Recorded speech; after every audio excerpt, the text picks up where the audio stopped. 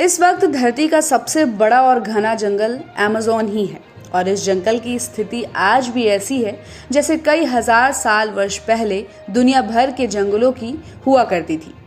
Amazon जंगल इकलौता ऐसा जंगल है जहां हर तरह की प्रजाति के जीव जंतु पाए जाते हैं।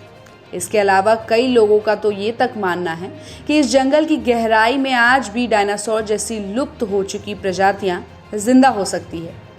हालांकि ये सच्चाई तो नहीं हो सकती। बायोडायवर्सिटी का भंडार कहे जाने वाला अमेज़न जंगल दुनिया का सबसे बड़ा रेन फॉरेस्ट है। दुनिया की 20% ऑक्सीजन यहीं से आती है, इसलिए इसे पृथ्वी का फेफड़ा भी कहा जाता है। ये जंगल 2.1 मिलियन वर्ग मील में फैला हुआ है और दक्षिणी अमेरिका से लेकर ब्राजील तक फैले इस जंगल के बारे में कहा जाता है कि अगर ये कोई देश होता तो इसे दुनिया के 9वें सबसे बड़े देश का दर्जा दिया जाता। एक तरफ अमेज़न जंगल को दुनिया का सबसे खतरनाक जंगल भी कहा जाता है तो दूसरी तरफ सबसे सुंदर जंगल भी। साथ ही अमेज़न को यहाँ मिलने वाले खतरनाक जानवरों के लिए भी जाना जाता है।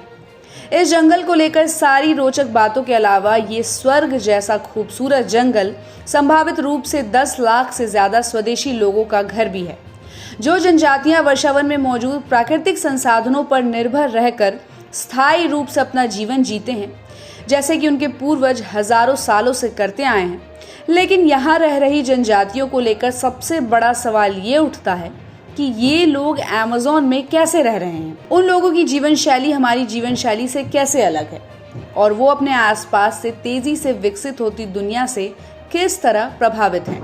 आज हम इस वीडियो में इन्हीं सवालों के जवाब आपको देने की कोशिश करेंगे। तो चलिए शुरू करते हैं। ऐसा अनुमान है कि आज के समय में अमेज़न में लगभग 400 से ज्यादा अलग अलग प्रजातियां रहती हैं, जो बिल्कुल आदिवासियों की तरह वहां अपनी जीवन गुजारते हैं। हालांकि अभी भी ऐसी बहुत सी बातें हैं जो हम इन जनजातियों के बारे में नहीं जानते हैं, लेकिन उनकी जीवन शैली के बारे में कई जानकारियां प्राप्त कर सकते हैं। तो जीवन शैली के बारे में बात करने से पहले आइए पहले इनके इतिहास को थोड़ा टटोल लिया जाए। अमेज़न में कम से कम 11,200 वर्षों से स्वदेशी समूह निवास करते हैं और 16वीं शताब्दी में यूरोपीय लोगों के आगमन और उसके बाद स्थानीय लोगों के उत्पीड़न से पहले दक्षिण अमेरिका में लगभग 6.8 मिलियन मूल निवासी, जिन्हें अक्सर अमेरिंडियन आबादी कहा जाता है, यहाँ रहते थे। वहीं यूरोपीय उपनिवेशीकरण के पहले 100 वर्षों के अंदर ये आबादी 90% तक कम हो गई और उनकी जनसंख्या में भारी गिरावट का ज्यादातर हिस्सा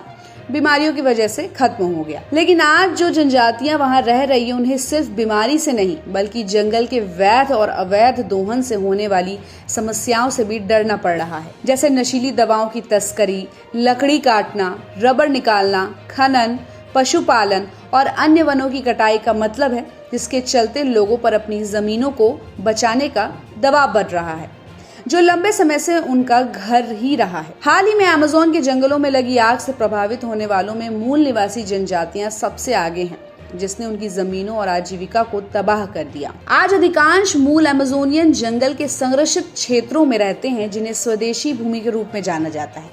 कुछ जनजातियों ने 21वीं सदी के शहरी क्षेत्रों के आसपास रहने के लिए बहुत ज्यादा अनुकूलन किया। वे पर्यटन के माध्यम से अपना जीवन यापन करते हैं, व्यापार के लिए स्थानीय बाजारों में जाते हैं, पर्यटकों को हस्तशिल्प बेचते हैं और पश्चिमी कपड़े और खाना पकाने के बर्तनों का उपयोग करते हैं। जनजातीय लोगों के घर आमतौर पर लकड़ी, बांस और पुआल से बने सामुदायिक ढांचे होते हैं। कभी कभी ये गोल झोपड़ियां 400 लोगों तक को समायोजित कर सकती है।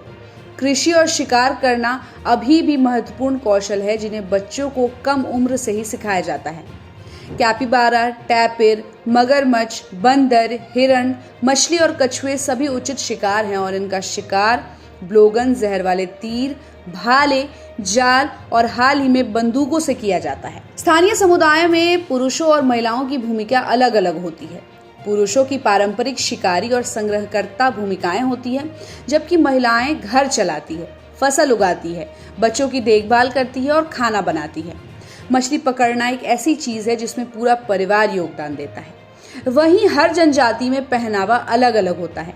संपर्क से बाहर रहने वाली जनजातियां अक्सर नग्न रहती है, जबकि आधुनिक दुनिया में किसी तरह से शामिल होने वाली जनजातियां या तो लंगोटी, पुआल की स्कर्ट या कभी कभी पश्चिमी कपड़े पहनते हैं। आदिवासी चेहरे का रंग या तो दुश्मनों को डराने के लिए, आक्रामकता से संकेत के रूप में या कभी कभी धार्मिक कारणों से भी पहना जाता है। हालांकि जमीन पर बहुत कम संख्या में फिर भी कुछ ऐसी जनजातियां बची हुई हैं जो अलग थलग रहती हैं। ये वो जनजातियां होती हैं जिनका बाहरी और आसपास की आधुनिक दुनिया से कोई संपर्क नहीं होता। ऐसी प्रजातियां ज्यादातर ब्राजील और पेरू में पाई जाती हैं। दक्षिण अमेरिका सरकारों ने हाल ही में संरक्षणवादी संपर्क रहित नीतियां बनाई हैं ताकि ये सुनिश्चित किया जा सके कि इन जनजातियों को अकेला छोड़ दिया जाए। इसमें कोई संदेह नहीं है कि अमेज़न वर्षावन में रहने वाली स्वदेशी जनजातियों के जीवन के कुछ तरीके हैं जिनसे ग्रह पर बचे हुए 7 अरब लोग सीख सकते हैं। इसके अलावा अध्ययनों से पता चला है कि अमेज़न की लगभग 12% सूखी भूमि मनुष्यों द्वारा धीरे धीरे बनाई गई है, जो कि मूल समूहों द्वारा सावधानी पूर्वक प्रबंधन का परिणाम है। उन्होंने सीखा है कि भूमि से बिना किसी शोषण के कैसे जीना है और वर्षावन को नष्ट किए बिना उसमें जीवित रहना। उन्होंने मिलेनियल्स से दुनिया की सबसे ज्यादा जैव विविधता वाली भूमि और दुनिया के फेफड़े को हम सभी के लाभ के लिए संभाल कर रखा है। तो इस खबर पर आपकी क्या राय है, कमेंट करके जरूर बताइएगा और ऐसी खबरों के लिए देखते रहिए सहारा समय का डिजिटल प्लेटफॉर्म। हमारे चैनल को लाइक और सब्सक्राइब करना बिल्कुल भी मत भूलिएगा।